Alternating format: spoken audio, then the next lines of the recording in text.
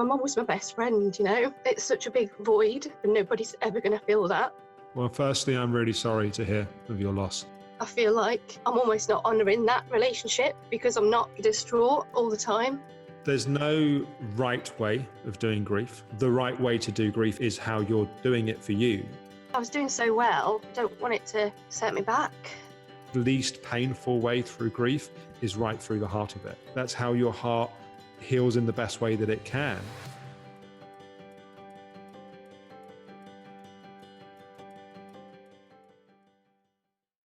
Welcome to this week's episode of In Therapy with me, Alex Howard. And this week we are catching up with Sally. As you may remember, in Sally's last episode, we heard about the very sad loss of her mum. And of course, it had a significant impact upon her and her healing journey. And I know that a number of you have been wondering how she's been doing. And by the way, I really appreciate all the lovely comments that people shared for Sally after that episode. I'm sure she really appreciated that. And I'm pleased to say, as you'll see in this week's episode, that Sally has really been working hard using the tools and strategies that she has. And as you'll see, it's had a real impact. And I think this episode is a powerful reminder that particularly at the times in our life where we are struggling, it's all the more important that we support ourselves and we use the tools and strategies that we have. In fact, the reason why it's important to practice the tools when things are going well is we're training the capacity for when things are challenging. So here's Sally.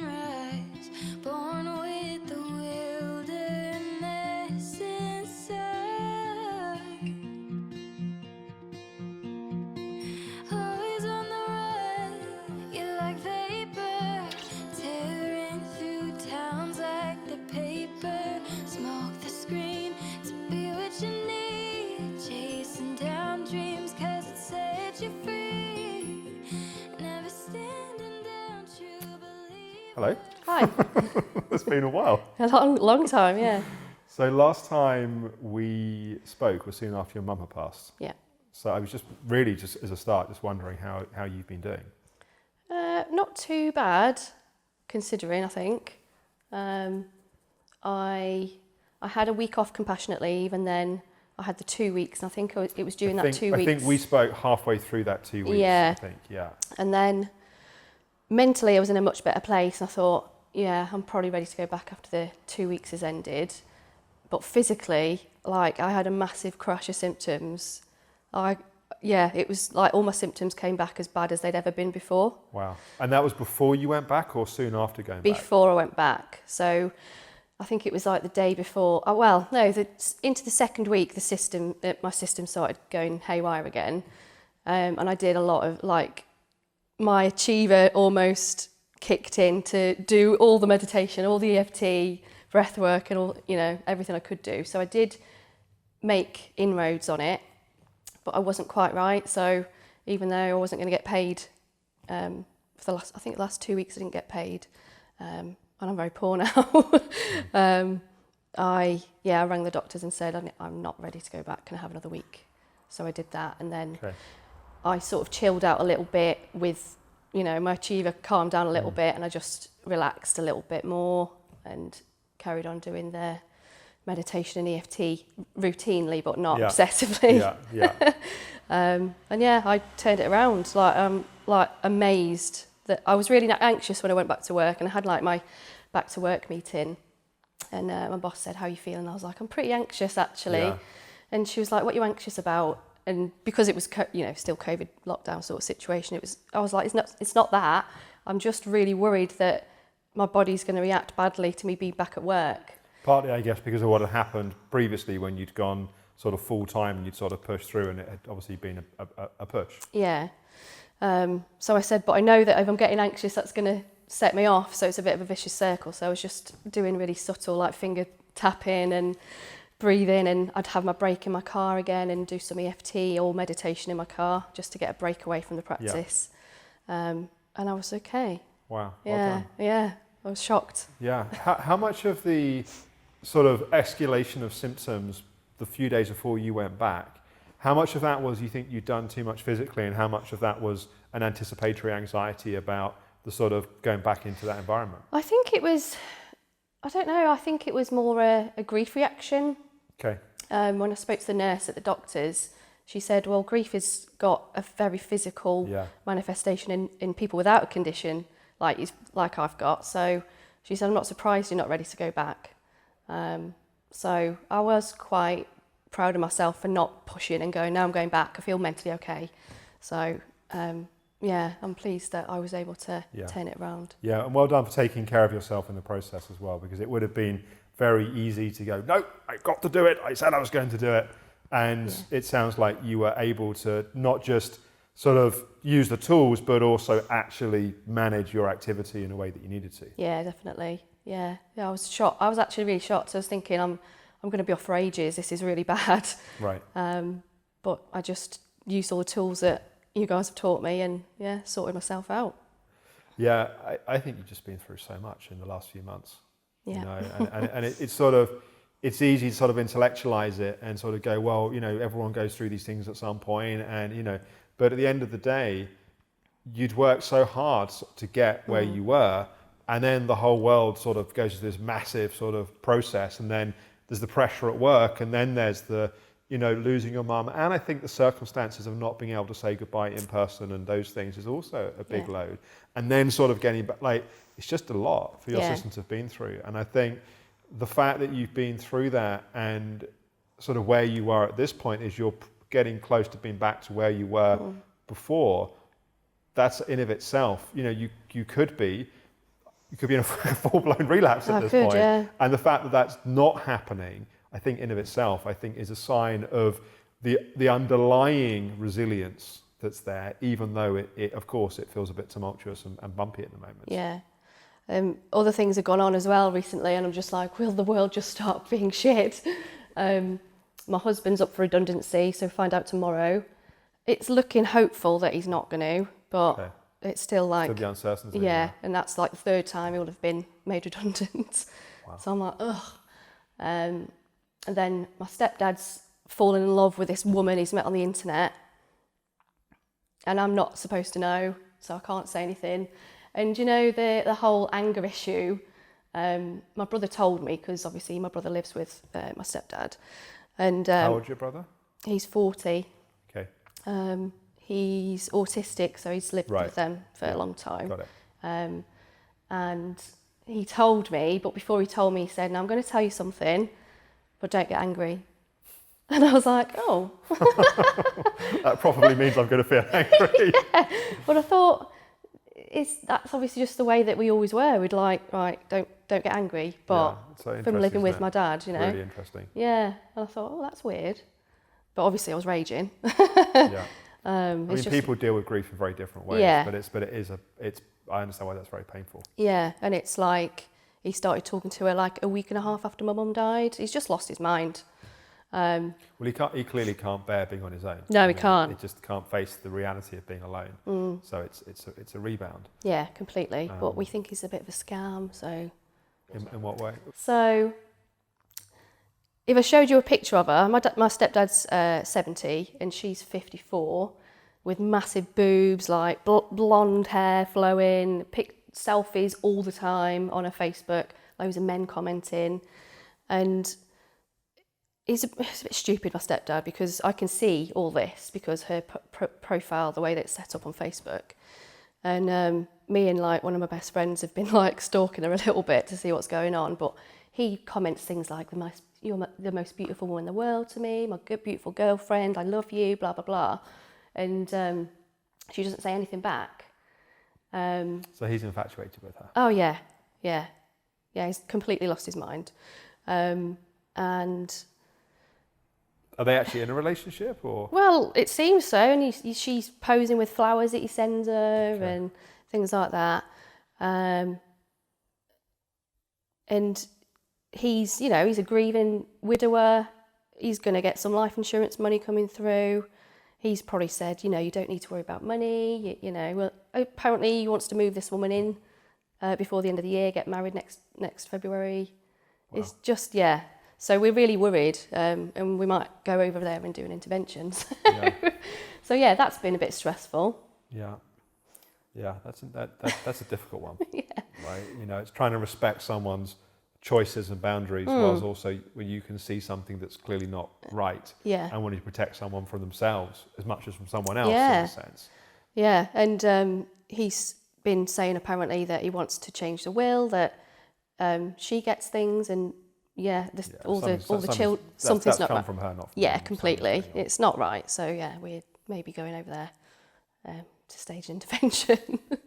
So yeah, that's been difficult. Yeah.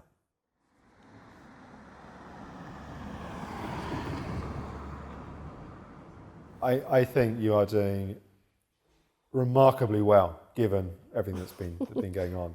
Thank you.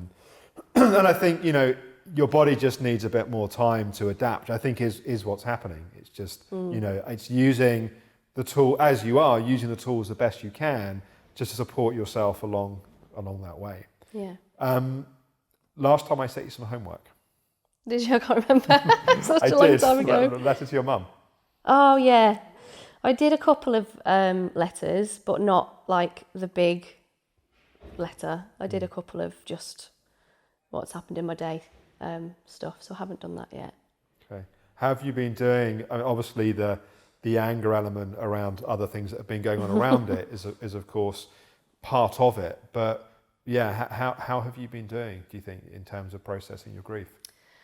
Pretty well, I think. I think I go, you know, into my day however I feel. Like there's no control over how I feel now. So if I get up and I'm feeling down, I'm just down, which is progress, I think. Yeah, it is. And if I need to cry, I'm going to get upset now. If I need to cry, then I do. Yeah. Yeah, which is good. But sometimes I do have a car cry, but that's because songs go on the radio. That's because you're in the car when you cry, right? Yeah, I just happen to be in the car. I don't plan it. But yeah, I think I'm doing pretty well with it. And is it okay to show your emotion to your husband and to your friends and to others? Yeah. Yeah, my husband's been amazing. And I came home one day and I was just burst into tears. I was just like, I miss her. And he's not worried about what he's saying. He's just letting me cry and stuff. So yeah, it's been good. Yeah. I wonder if there's something that's sort of transformational in the process of being seen in your emotion, like in a sense, something that's so big that it's really hard. It's very hard to avoid and distract away from something as big as this. Yeah. But actually showing your heart and your emotion to others and actually being held in that, I wonder how that actually changes that wider relationship with your emotions. Yeah, I think it'll probably help, to be honest. Because like you say, you can't hide from it. And I've been at work and been upset and stuff as well. And it just is what it is. Yeah. I can't hide it.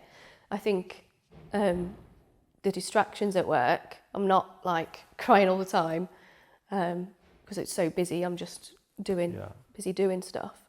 But yeah, if I'm not feeling too great mentally, I don't go in and I'm like jazz hands Sally. I'm just feeling how I'm feeling. Yeah. Are you experiencing, it sounds like you are, that there's sort of, in a sense, waves to your emotion? There's times that you feel a lot of sadness, other times you sounds like you feel quite light and quite easy, in a sense. Yeah, I think so. Yeah, it definitely comes in waves. I said that to someone the other day, and there's just no control over it. I just wake up in the morning and I'm either feeling okay or I'm not. And previously I would control it, wouldn't I? And just push it down. Yeah, and there would have been a sense of, if you were feeling it in the car, in the shower, like in private, away from other people, which I think is, as we've talked about previously, is sort of part of the disconnect and going into your mind to escape your feelings. And it sounds like that you're much more allowing and much more in touch with the truth of just how you feel. Yeah, definitely. And if I don't feel like talking because I'm feeling sad, I just won't. I just sit and be sad. Yeah. How are you doing with the sort of partial sense of incompleteness with your mum, and the sort of not having been able to sort of fully say goodbye? How's that been? I keep thinking about it, and me and my husband wanted to go over and see my brother. He's lost his mum the same as I have, and he's been like a pillar of strength to my stepdad, like sorting out all the paper, like so much paperwork he said he's had to do. And I think Spanish bureaucracy is more strict, and there's a lot of hoops to go through for things in Spain. So he's had that initial distraction, and we've been talking a lot more than we were, so that's nice. But yeah, we wanted to go over at some point, just when we can, just take some time off work unpaid and just go. But then when we wanted to go, it was lockdown here, lockdown there, lockdown when you come back, self-isolation and stuff, so it wasn't practical. And now we'd kind of thought we'd like to go in August or the beginning of September, but now this woman's going over there. So my stepdad said, lying to me and saying that he's going to see friends in Mallorca. He's never had any friends since I've known him. And suddenly, which is his own problem, actually. Yeah. Because it means he hasn't got people to go to for support and holding. He's having to go to a new relationship for that. Yeah, and he's bounced. I mean, my mum was his third wife, I think. So he's just bounced from one to the next, really. He can't do being by himself. No, he can't. Yeah, he's just said, I'm going to Mallorca. And that was another thing. He would never fly with my mum because of his PTSD. He got shot in the leg in Vietnam and had to be airlifted out by helicopter. Wow. Yeah, he's led a really, really interesting life. So he would never fly because it would bring back trauma, yeah. So, but now he's flying to Mallorca. And he told you to tell me that, and I was like, that's weird. Why are you scared of flying? Well, he said, I've got nothing left to live for now. And I was like, well, I kind of see your point, because he hasn't got mum. So yeah, we wanted to go then, but he said, I'm going to Mallorca for a month. I'm like, okay. So, you can't come until September, October. And he was like adamant, like, no, you can't come till then. But then we might just go for the intervention without telling him. Yeah. And then, we could, because I'd like to, because my stepdad's still got her ashes, so he's going to hold on to them until he goes, and then they've got this, I don't know what they're called in Spain, but it's like a hole in the wall, and they go into this tomb sort of thing. Yeah. So we wanted to go in there with her. So I quite like to get some of her ashes and get a necklace made and stuff. So yeah, just waiting to go and do that, really. But yeah, I do feel I need to do something. Yeah. Some sort of ceremonial processing, I think is really, it's far more important than people often realise. Yeah. And my stepdad's sister and her wife want to come over at the same time, and my stepdad's son, he wants to come over and do something together. So we'll hopefully be able to organise it that, we do the intervention sort of at the same time as that. It'll be an interesting week, isn't it? It will be interesting. Before he signs his life away to this random woman. But yeah, we'd like to do like a celebration of life or something like that. Yeah, I think that's really important. Yeah. How are you doing with the anger element? Yeah, I was fuming with that. I was raging. Yeah. Absolutely raging. Effing and blinding, and like it's frustrating that I can't say anything, because basically my brother said don't tell him because he's told me not to tell you yet, because he knows it's wrong. Yeah. And he knows it's not okay, and I will be mad. So it's quite frustrating that I can't express that to the person that I'm angry at. But I might because I can see it on Facebook, and she's come up as people I may know, because he's obviously friends with her and his sister's friends with her. Right.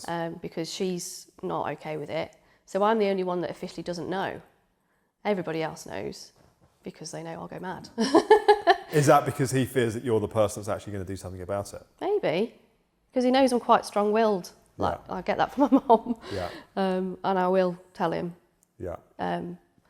But, like you said, I am sympathetic to what he's going through, and that's just his crutch. He needs something. That's his coping mechanism. But he needs to sort of just be sensible. Like, fine, if that's how you're going to live your life, then whatever, but don't sign our inheritance away, because he's got a duty as a parent to 4 children. Yeah, totally. That my mum would have made sure we were all looked after at the end. So, I think he knows I'm quite moral, and my brother is as well, and he's not taking it lying down. I think we're very similar. We both get pushed and pushed and pushed and pushed until we explode. So he's been taking it and trying. He's a lot nicer. I don't know. I'm not saying that I'm not nice-natured, but he's very kind, my brother, and he's been tolerating more than I would, I think. Okay. Because he's very sensitive, obviously, with being autistic. But he snapped at him a few times. He said. Yeah. Because he's just going on and on about how amazing this woman is, and. I mean, he's the way he's behaving is sort of like an addict, really. It's like he was going through withdrawal, so he's found a new drug. He's found a new thing to meet those emotional needs, to meet those practical needs, to meet the sense of having a future and a sense of purpose. Like, there's a whole set of needs that he doesn't know how to meet them himself. No. So he's an addict that's lost, his drug, and that doesn't mean that, of course, he also loved your mum. It's not as simple as that. No. But an aspect of it is an addict that's suddenly in massive withdrawal and has just looked for wherever he can go to and that's what normally happens in rebound relationships, and that's why rebound relationships have a very low success rates, because they're not built on an appropriate foundation. They're built on a desperation and a reactivity to try and fill a hole. Yeah, I think that's why we all sort of realise that, and we need him to just try and be a bit sensible about it. But he's not thinking with his brain; he's thinking with his emotional need, right? Yeah, yeah. I mean, that's really it. It's like trying to rationalise with a heroin addict. It's not very effective, It's like, and that's not to say that you can't, but you need to cut through that noise in a sense. Yeah. And it's a difficult situation. Yeah, it is. Because I love him. He's like my dad to me.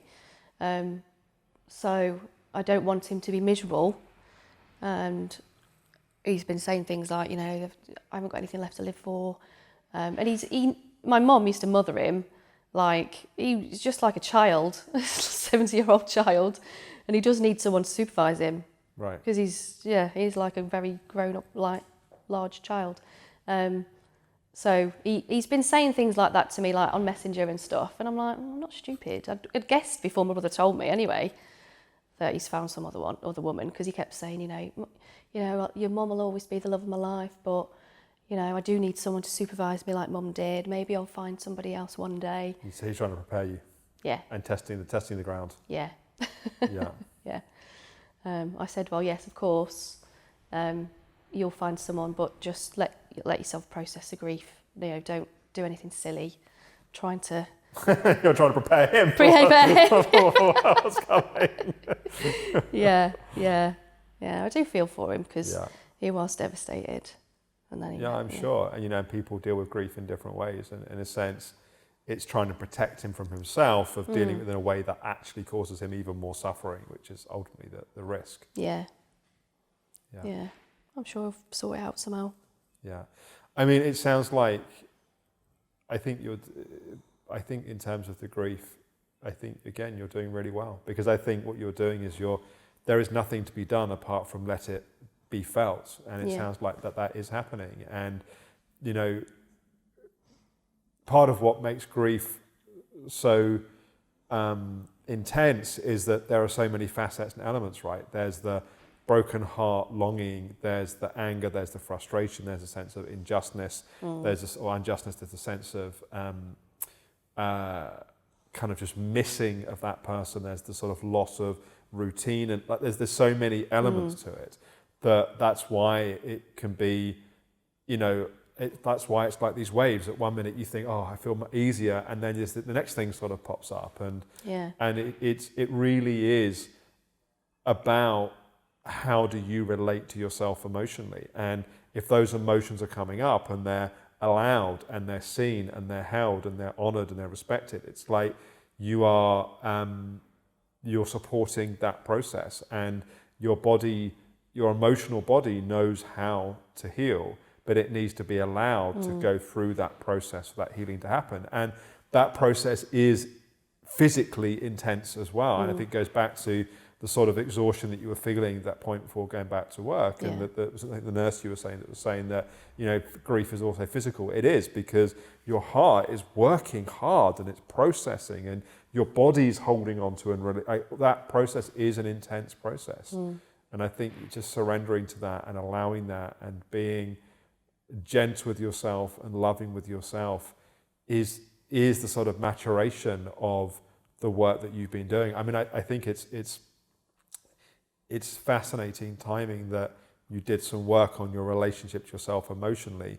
It's almost like the timing couldn't have been better, because without having done that, I think this grief process could have been going very differently. Yeah, I agree. Yeah, and not that, I'd want my mum back, I'd trade it for anything, but at least I can get myself a bit better. Yeah. Feeling it. Yeah, it's in feeling the hurt in your heart that you also feel your connection to your mum, and that is part of the healing, and that's part of your heart processing, and the level of intensity of the pain changes, but the ultimate missing of her is part of your love for her, and that's ultimately a healthy, appropriate thing. Yeah, and that'll never go away, will it? Yeah, I think the kind of enormity of the intensity starts to settle and calm. Yeah. You sort of normalize and you sort of get used to. But ultimately, the truth is that you miss her now, and you'll miss her in a year, and you'll miss her in 10 years, and you'll miss her in 30 years. Like that's the truth of your love of her as your mother. Yeah.